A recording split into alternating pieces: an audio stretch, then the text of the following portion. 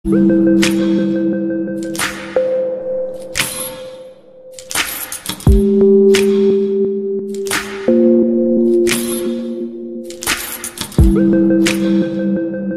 kerana inisiatif yang baik itulah yang menyebabkan dia dapat pertumbuhan yang baik.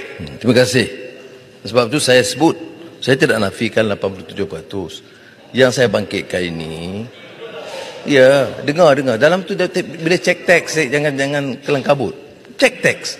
Saya sebut 87%, tapi saya petikai bila disebut ini kejayaan paling besar daripada negara-negara lain, tak betul.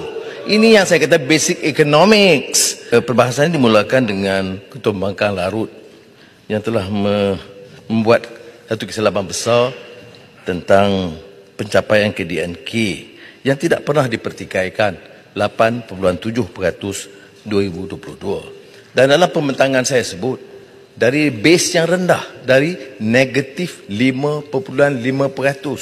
Sebab itulah Titi Wangsa bagi kuliah kepada beliau dan ahli yang berhormat.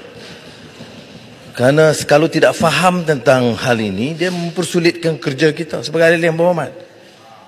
Kadar pertumbuhan itu yang mesti terkait dengan kadar pertumbuhan sebelumnya.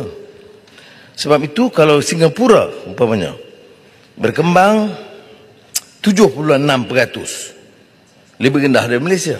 Tetapi 2020 tahun sebelumnya 4.1%. Tahun sebelumnya Malaysia negatif 5.5%. Jadi saya tidak nafikan naik 8.7%, tetapi janganlah dia riuh rendah menyatakan kejayaan paling besar dalam negara.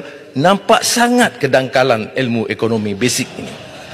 Tapi tak apalah, kita teruskan. Yang hormat, terima kasihlah.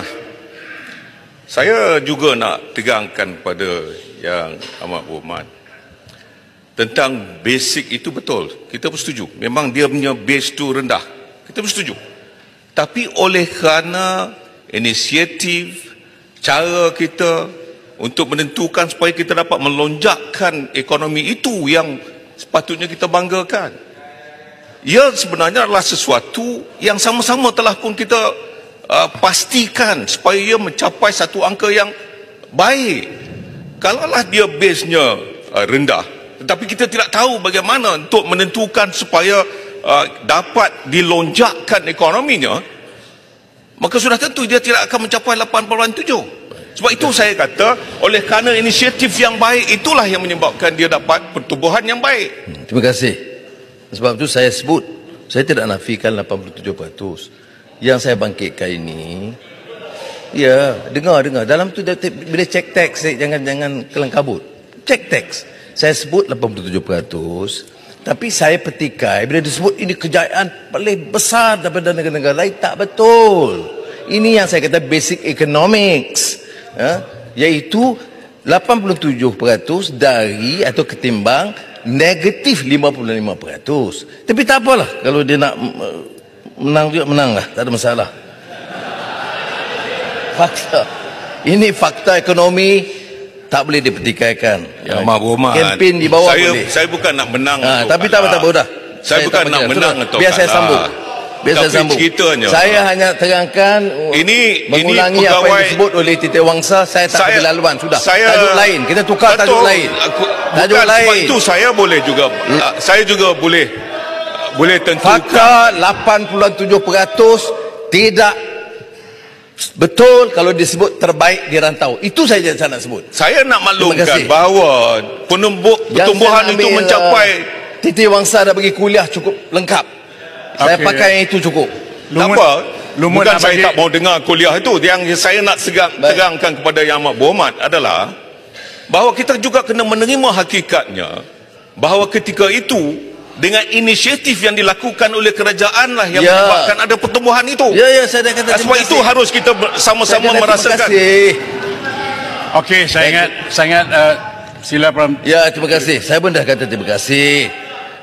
Termasuklah penggunaan dana KWSP rakyat yang banyak. Tak apa, tapi berjaya dalam bidang itu. Tentu, terima kasih. Baik. Tetapi yang tidak disebut juga, yang saya sebut dalam ucapan awal, Yang saya sebut dalam ucapan awal, apa dia dalam Rancangan Malaysia ke-12, Kajian Separuh Penggal, ya, bahawa catatan itu tidak diambil kira kadar pengangguran memuncak 5.3% dan tahun 2021 4.6%. Kemudian masalah yang dicapai, saya katakan kadar pengangguran, walaupun ada kes COVID, kita tidak nafikan. Ya. Cuma angka-angka ini saya sebut. Jadi tidak bermaksud untuk menyatakan tidak ada usaha.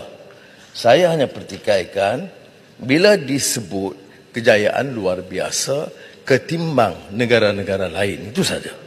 Baik.